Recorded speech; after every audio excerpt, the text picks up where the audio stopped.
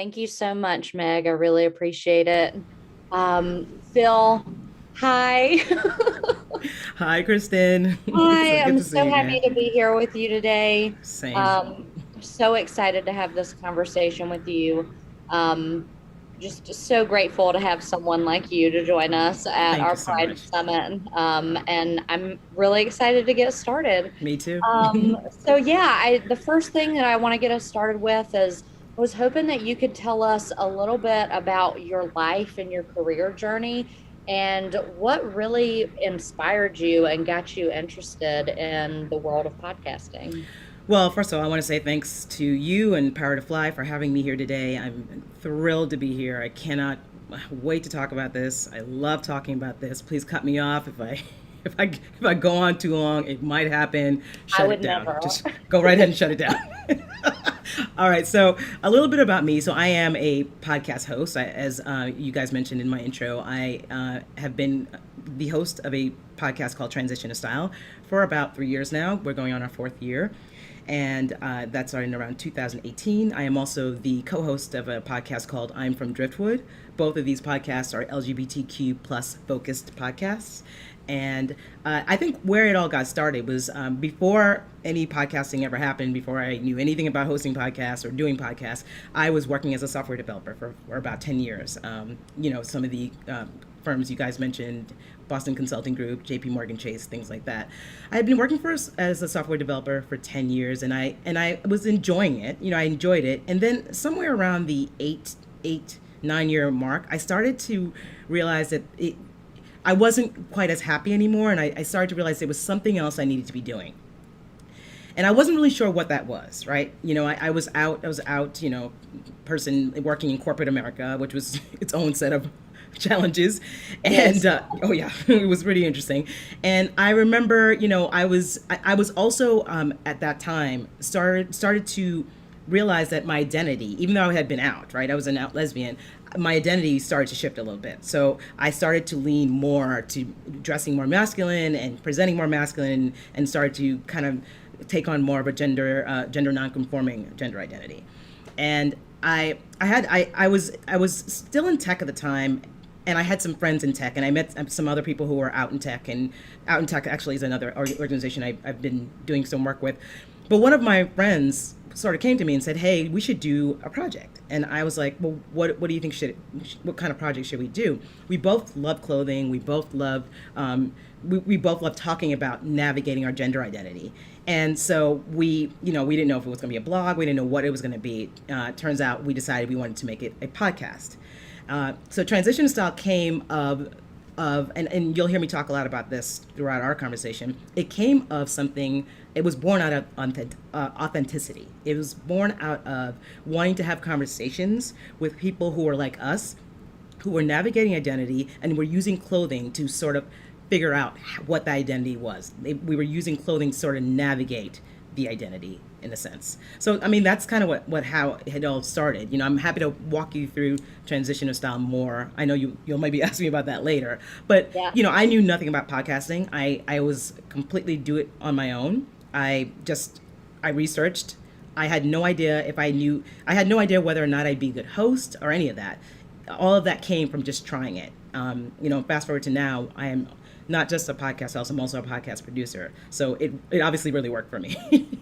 Absolutely. And I have to say, as someone that has a podcast myself, like that beginning is Oh man. such an exciting and a scary time, Very. especially if you don't know a lot about it. Like you listen to your podcast, but when it really comes down to sitting down, having all of the equipment and figuring out, like, is this something that I need to script for myself? Is this something I should be candid about and just sort of improv it?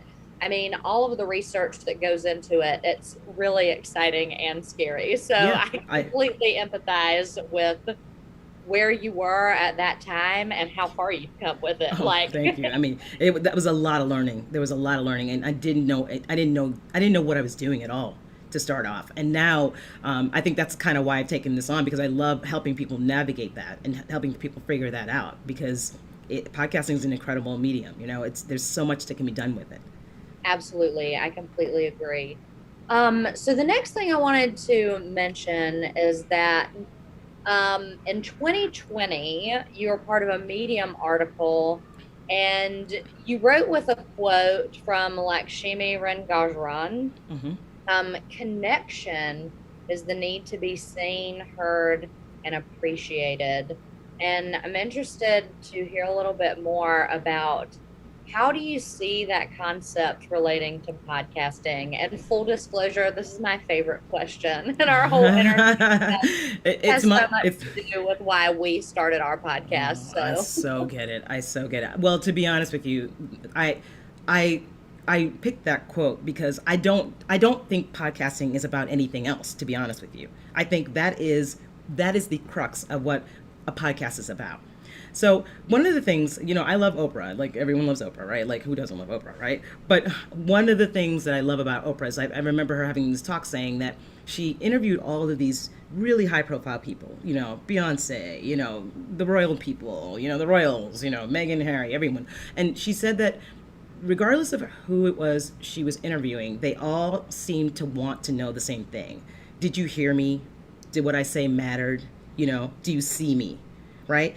And I don't think podcasting is about anything else, to be honest with you. I think podcasting is at its very core about connection. It is about how people are having conversations. And I'm not just talking about connection between, if you have an interview podcast, interviewer and interviewee. I'm talking about people listening who can resonate with what you're talking about. There's connection there too.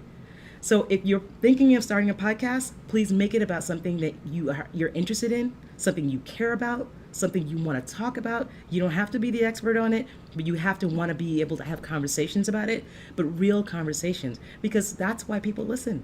They listen only because there's something that resonates with them in it. So I don't. The quote to me was the perfect sort of theme for what I think podcasts in general are about. I cannot agree with you more. And that's how I feel about podcasts as well. Like there are so many intricate and authentic spaces for Yes. the wildest things. Like I mean, there are so many podcasts that are so specific. Like if you want to listen to a podcast about aliens who eat spaghetti, you can find one. Right. And and then you have this like tiny group of people that's listening to this podcast every week that you're only divided by space and time. Right. You have Right. the same passion about the same thing. And I think that it's really such a unique way of connection as well. I couldn't agree more. And just to add on to what you just said, I think it's really important that people don't think about podcasting only in one way. So I think there's so many people who go in podcasting thinking they're going to, have these conversations and then maybe they'll get a sponsor and then they'll start to make a bunch of money. And I'm like, it doesn't have to just be about that. It really doesn't have to. You can be, like you said, aliens who, drink coffee or whatever, like alien coffee lovers. Awesome. Great, do it. Like, get them on, get the alien coffee lovers on, and have the conversation, and create a niche for yourself where you create a platform and you create a community and you become the thought leader or the expert in that. It doesn't have to be about I'm going to make $1 million, I'm going to get sponsors left and right. It's not just about that. There's so many ways to use podcasts. Absolutely. Could not agree more. Yeah. So that kind of leads me into an interesting question that is really focused on this phase of life that we've all been living in the past year or so. Yeah. We've really, up until recently, we've only really been able to connect with each other virtually.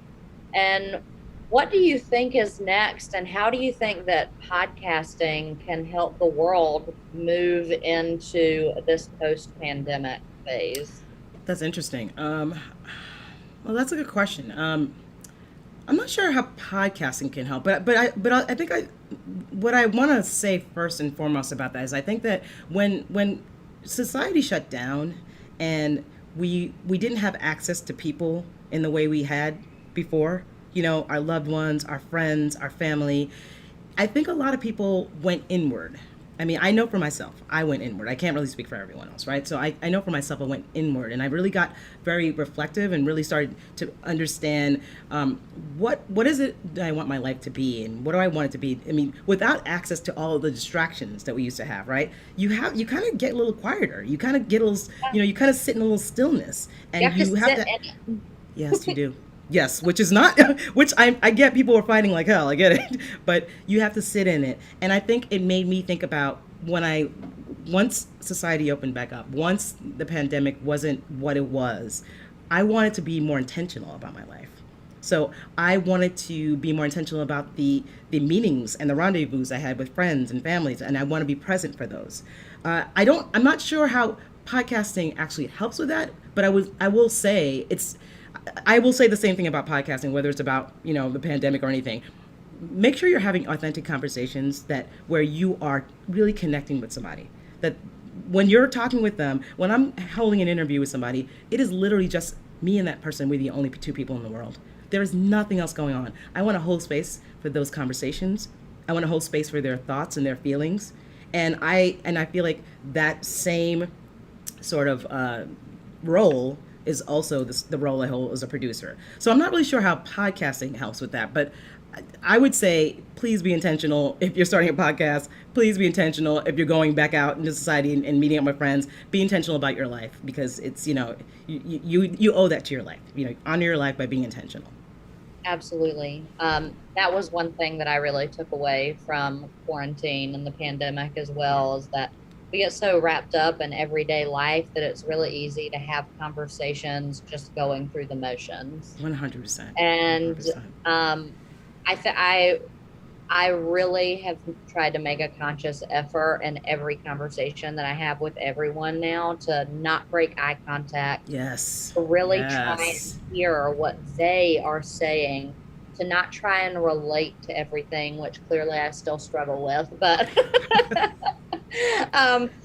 like it's definitely something that I took from that time as well. So I find it Mm. really powerful that you brought that up, because speaking and listening with Oh, intention is really important to us as 100%. humans. Couldn't agree more. Absolutely. So you've written that millennials as well as Gen Z consumers are not really responding to that traditional one size fits all marketing effort of the past. Um, how do you think that podcasts specifically can help companies reach this new market? Well, it's interesting because I think the idea or the notion behind reaching millennials and Gen Z marketing wise is not that different from what you might do or what you might keep in mind if you were trying to hire them. All right, so I think it's all kind of one and the same. I think it comes down to what are the values that your organization is espousing? Like, what are the values that you are you putting out there, and do people know about those values? When I go to corporations and I pitch podcast services, what I usually want them to know is that we're in a different time right now. After George Floyd was murdered, corporations could not put out tweets and social media posts fast enough about how passionate they are about standing with Black Lives Matter. Okay, but the truth of the matter is that a post is just not going to do it. No. That is not going to do it. Those are words, and words can fall very flat, and words can be very cheap, right? So if you really want to show, if you're trying to market to millennials and Gen Z, if you're trying to hire millennials and Gen Z, you have to show authenticity. You have to show your values, and you have to be having tough conversations and be a little more transparent. So that to me is where podcasting comes in really well. It really is put yourself in a situation where you're having these difficult conversations to show that you care and that you're really making a true difference. Millennials, Gen Z, customers in general, they care about your values. And what you show as your values are going to be very important. How you show those values are very important. I always recommend to corporations, if you want to use podcasts to talk about what your values are, what you believe in, to have these tough conversations, it's a great medium for doing that. I completely agree. I've actually recently been having this conversation with a lot of people in my life about, um, especially this month. For some reason, I feel like this year, all of the pride marketing has been really over the top. And it really made me think about it on a deeper level about that. Really, since George Floyd's death, I feel like so many companies have just been wrapping their marketing in marginalized demographics. Yeah, And they're talking all this talk, but they're not actually making any impact. And so I correct. think it's important for them to be able to show what they're actually doing to support Black Lives Matter, to I mean, support the LGBTQIA plus community. Like, you're not just going to get this new generation's business from blacking out your social media or wrapping your logo in rainbow. that It's, is it's a, not going to fly with this well, generation. that's exactly what I'm saying. It's like they want more, right? They want more. That's They're not going to settle for it, and that may have worked in the past, but it's not really going to work now. And they have to get more real about what they're going to do. So, and this is why I say it doesn't necessarily matter if we're talking about marketing or hiring. It's the same thing. They want real values, and they want you to walk the walk and talk the talk. They want both, right? There's no warrant, like you said, blacking out social media. It means nothing to them. And it shouldn't have ever meant anything to any of us. It means nothing. These are Yep, words. Like we really need some deeds to follow these things.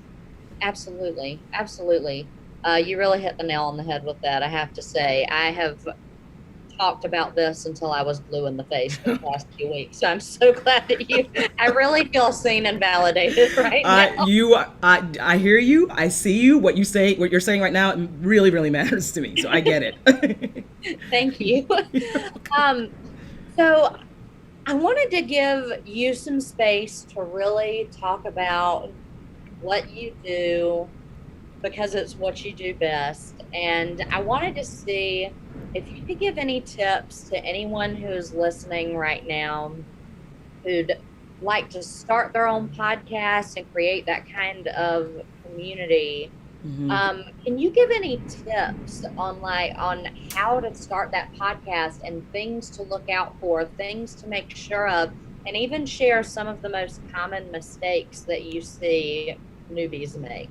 100%. Yes. So I have two basic tips that I give to people thinking about starting a podcast, and there I could walk you through starting a podcast in a more detailed way, but I think these are the two very important tips to keep in mind, top of mind when you're thinking about it. The first thing I would think about is, what is your theme? What is it you want to talk about, right? You have to think about the theme, because the theme will dictate, is this a limited run podcast? Is this something you can talk about season after season? What format are you using? Are you going to be using a format where you're just talking, or you're going to bring in people to have conversations, or is it going to be narrative? The theme is the first thing that you really need to be thinking about. What am I going to talk about? What do I want to have conversations about? That's number one. The second thing I would say is that please do some planning. I think the thing with podcasting, okay, I can look at your face and I can tell you know what I mean. Yes. It's like, I think everyone thinks making a podcast is the easiest thing in the world, and that you could just put it out there. It takes no time. You're gonna like record something. You're gonna get it on iTunes, and you're gonna like throw it into social media. And there is so many more moving parts, and you really need to ask yourself, how much time do you have to do this? Because it is a commitment. It takes time, and you should ask yourself, can I outsource some of this? Can I afford to outsource the editing? Can I afford to outsource the social media posts? Can I afford to outsource somebody to engineer it or to produce it? Ask yourself these questions, because if you just think that you're just gonna like start recording, on GarageBand and then you're uploading it, it is way more involved than that. And I think that is something I wish I had known when I started. That it is so much more intense. Look at your face. I can see it. It's I'm having a little intense. PTSD thinking about our first early episodes, to be honest. just having a moment, Phil. I totally get it. I think I'm having PTSD as I'm saying it. I remember. I We're get it. bonded through trauma. Yes, it is group trauma. It is so intense and it's not easy. And in terms of common mistakes, I think people go out and they want to buy a lot of like really, really expensive equipment. They want to get into that. They don't think about consistency, because that's the other thing. If you have a thing, how consistently are you putting this thing out? And they also don't, like I said, they don't outsource. They don't think to outsource. They don't think to, get it edited. Don't just put something up there. Like, really try to take care of this thing, because it's like, it's on record now. It's there. You've got this thing. So I think you don't need the most expensive equipment to start out. You do need to do some research. You do need to plan out what you're doing. You do need to ask yourself if you can outsource some of it, and you do need to talk to other people who start podcasts. Right? Don't just jump into this thing. There's way more commitment to it than you might know, and it's a lot of work. It is a lot of work. Yes, it is. A second opinion here, everyone listening. You have two podcasters here saying that it is a lot of work. Yeah. And I'm doing multiple podcasts, so I definitely get it. But it is highly rewarding, I will say. I have made connections and made friends with people all over the world that have reached out to us that are now part of my life. Yeah. And that's the best part, is the community that you build. I mean, the hard work is worth it, but it is hard work. Yeah. Yes, please. I want people to understand that. I think that's so important. It's like, oh my God, it is not that simple. It's a lot of work. For sure. So, Phil, we just have a couple minutes left, but I really wanted to give you a moment to tell everyone a little bit more about both of your podcasts, if you'd like, and Sure. let everybody know where they can listen to them. And I'll just go ahead and let the audience know now that Phil and I met last week so that we can get to know each other a little bit. And I may or may not have been binging the podcast since then, and they're really great. So, everyone, I'm going to let Phil talk about, their platforms and their podcasts for a second before I close this out. And Phil, thank you so much. Meeting you and having this time with you has been a blessing. And my pleasure. You're just such a kindred spirit to me. Oh, yes. I felt that when we met last week. It was just, we had a wonderful time. It was really great. Yes. And I'm so happy to be doing this with you, just so you know. Yes, me too. Yeah, awesome. All right, so I'll tell you a little bit about Transition to Style. Transition to Style is a podcast that talks about the intersection of personal style and gender identity. And as I mentioned earlier, we started it because we wanted to have conversations with people who were navigating identities that were new to them or that they were trying to settle into, and they were using clothing for that. So early on, I had a co-host early on who's no longer part of the project. We were talking a lot about like what it felt like, as people who were born women going into a menswear department, right? And what does that look like? And how are we being treated? And, what is it like when you have a body that doesn't fit this clothing? What does that whole journey look like? And it wasn't about, this is what you do, this is how you do it, this is how you navigate it. It was about, this is our experience. Come tell us your experiences. And maybe as people are listening to experiences, they can take something from it. Because I had plenty of people who've come to me and be like, I want to wear men's clothing. I feel so intimidated. I can't go into the stores. I don't know how to start. I don't know how to do this. And we thought if we can have these conversations, then people will feel a little less alone in that journey. And so that's how Transition to Style, which is my baby, got started.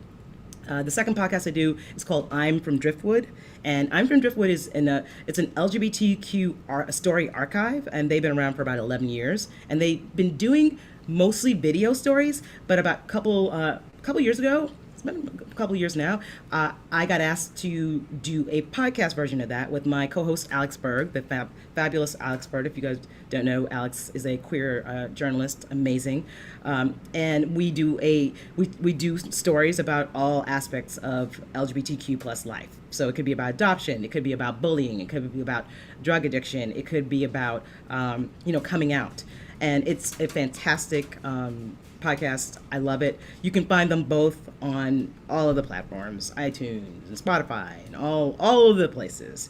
And, you can find me, obviously. My website is Phil, aka Corinne.com. Transitiontostyle.com is my podcast website, and I also am part of FC Podcast, which is my business that actually produces and creates podcasts for people looking to do that.